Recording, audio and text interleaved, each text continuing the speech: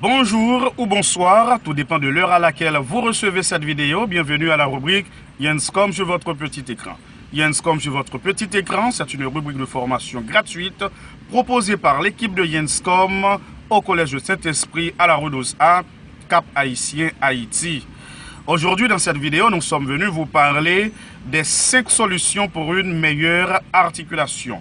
Mon nom c'est Gary Ambroise, formateur en communication publique et orale, fondateur de Yenscom, Institut de l'enseignement en communication. Les 5 solutions pour une meilleure articulation, bien avant de vous les donner, nous vous rappelons, dans la dernière vidéo, nous avons parlé des 6 causes d'une mauvaise articulation. Donc nous avons évoqué le milieu comme par exemple le principal problème engendrant une mauvaise articulation. Nous avons parlé de la méconnaissance des mots que vous utilisez. Par exemple, si vous utilisez marcher et vous dites mâcher, donc vous dites un autre mot. Et si vous marchez, je sais que vous vous déplacez, mais si vous mâchez, je sais que vous mastiquez quelque chose, par exemple un chewing-gum. Donc, le fait de bien prononcer attire les auditeurs, alors que une mauvaise articulation les repousse. Et nous disons à Yenscom qu'une mauvaise articulation est considérée comme une mauvaise haleine.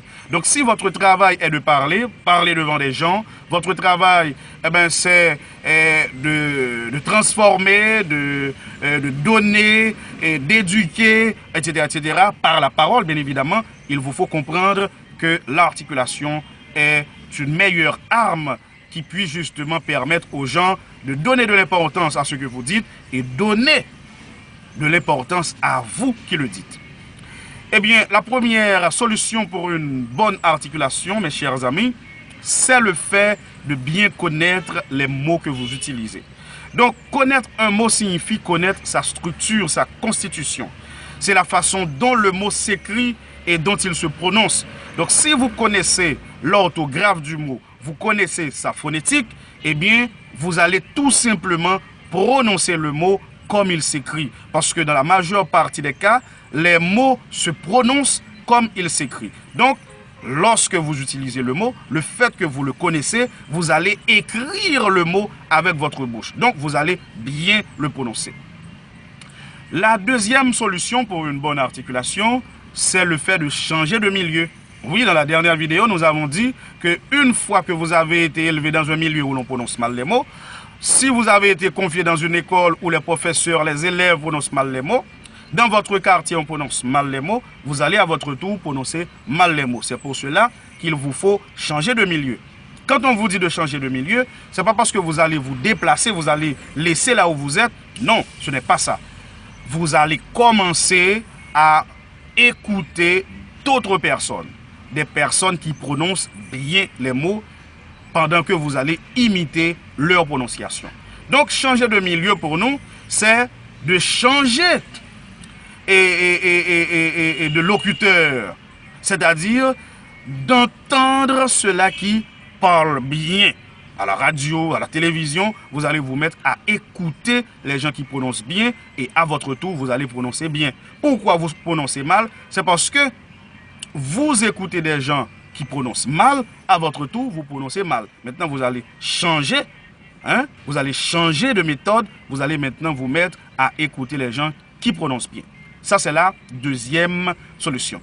La troisième solution pour une bonne articulation, c'est le fait de rééduquer la bouche. Donc, une fois que vous prononcez mal depuis très longtemps, il vous faut maintenant donner une correction à votre bouche parce que la bouche joue un rôle important dans l'articulation.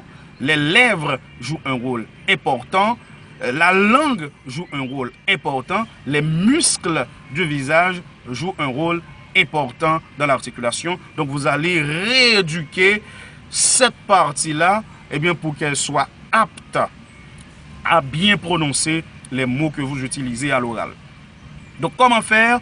Vous allez commencer par détendre les muscles de la mâchoire et booster la langue, fortifier la langue et puis détendre les muscles du visage.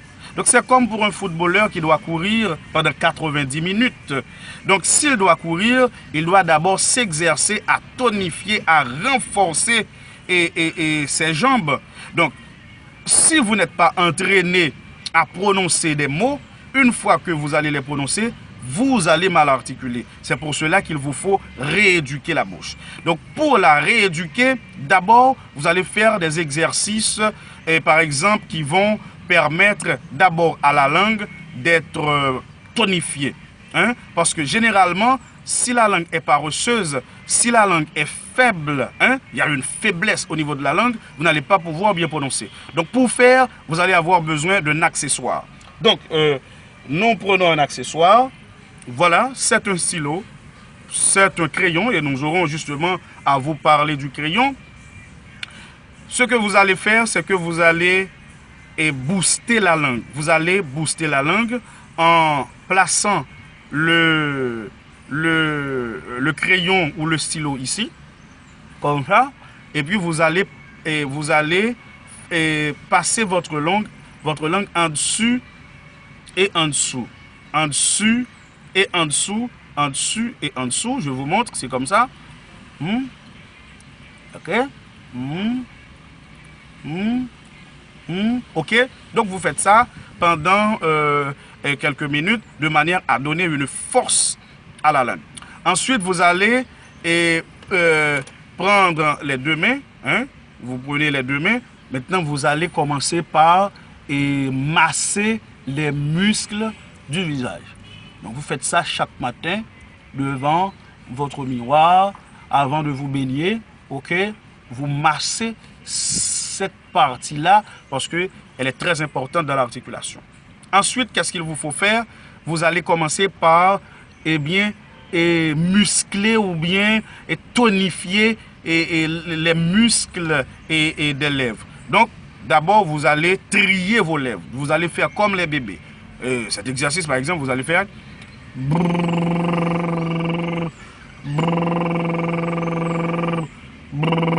Donc, vous faites ça, ok, de manière justement à donner une force aux lèvres. Et puis, vous allez prendre les deux mains, et les deux doigts comme ça, et puis vous les placez aux commissures des lèvres, et puis vous les étirez comme ça. Hein? Donc, vous étirez les lèvres, hein? Mais vous devez sentir que ça vous fait mal, ok? Parce que une fois que vous aurez à prononcer des mots, vous allez voir les mouvements que font les muscles du visage et surtout les lèvres. Autre chose, vous allez reprendre les notions de voyelles. Hein? Vous allez faire comme ça, par exemple, E, E, E, E, E, E, U, I, U, I. Vous ajoutez une consonne, X, O, X, O, X, O. Donc, et puis vous pouvez rétrécir la bouche comme ça.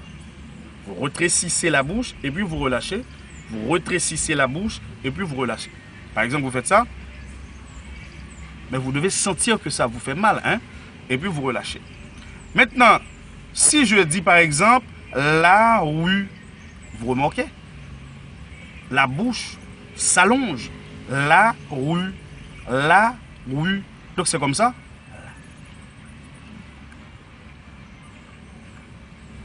Est-ce que vous remarquez, et sans son, hein, est-ce que vous remarquez les mouvements que font justement les lèvres et les muscles, hein, les muscles faciaux? Donc c'est juste pour vous montrer combien ils participent dans la formation des mots, comment ils participent dans l'émission de la parole, d'où dans l'articulation.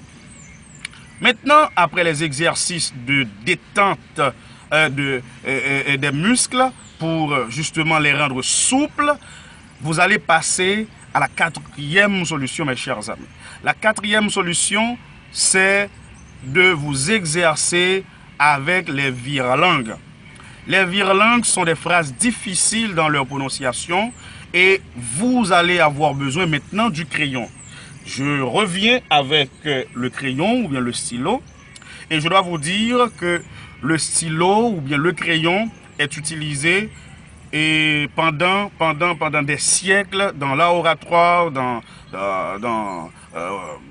pour les gens de théâtre, etc., etc. Et avant même Jésus-Christ, on savait utiliser cette technique pour pouvoir bien articuler. Et celui qui l'a utilisé en premier s'appelait Démosthène. Donc dans la Grèce antique, Démosthène qui était un piètre locuteur, un piètre orateur, qui avait de sérieux problèmes d'articulation, de sérieux problèmes de prononciation, qu'est-ce qu'il faisait? Eh bien, il a pris des galets, il les met dans la bouche et il prononce avec les galets. Donc une fois enlevé, donc il avait une meilleure articulation. Donc vous n'allez pas utiliser de galets, vous allez utiliser un crayon qu'un comédien voix off appelle le crayon magique. C'est magique parce que ça aide vraiment dans l'articulation. Donc vous allez prendre un crayon, soit vous le placez aux commissures des lèvres comme ça, hein, et puis vous prononcez avec, soit vous placez comme ça.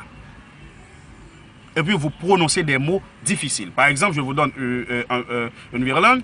Et par exemple, je vous donne je veux et j'exige d'exquises excuses pour les excès de ce ridicule étudiant de l'Institut qui m'humilie. Je vais relever le défi en utilisant le crayon pour prononcer avec, mais il faut que ça soit audible et compréhensible. Et ensuite, je vais enlever, vous allez remarquer. Je veux et j'exige d'exquises excuses pour les excès de ce ridicule étudiant de l'Institut qui m'humilie.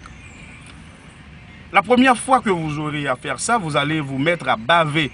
Il va y en avoir partout parce que justement, et lorsque vous placez le crayon ou bien le stylo dans la bouche, donc ça bloque la langue, ça bloque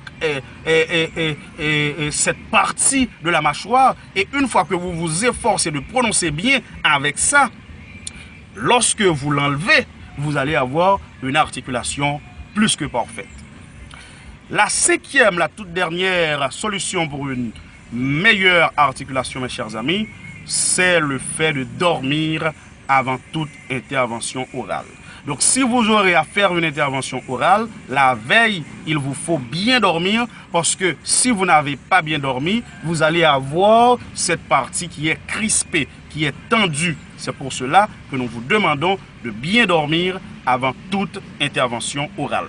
Voilà pour les 5 solutions pour une bonne articulation. La première solution, c'est le fait de connaître les mots que vous utilisez, de bien les connaître, leur orthographe, leur phonétique, de manière à prononcer le mot comme il s'écrit. Ensuite, deuxième solution, c'est le fait de changer de milieu et dans la mesure où vous allez vous mettre à écouter ceux-là qui savent bien prononcer. Et puis, troisième solution, c'est le fait de détendre les muscles du visage, les lèvres ainsi que la dent par justement des exercices de prononciation. Quatrième solution, c'est de lire un texte avec le crayon dans la bouche, c'est de lire les virlangues avec le crayon dans la bouche, de manière à forcer ou à bloquer cette partie-là. Et puis, une fois le crayon enlevé, vous allez avoir une meilleure articulation. Et enfin, cinquième solution, c'est de bien dormir avant toute intervention orale. Voilà mes chers amis pour cette deuxième vidéo sur l'articulation. Mon nom c'est Gary Ambroise, fondateur de YENSCOM, Institut de l'enseignement en communication, formateur en communication publique et orale. Si vous avez aimé cette vidéo, n'hésitez surtout pas à publier et à partager. Et surtout, nous vous disons à tout de suite pour la suite. Merci.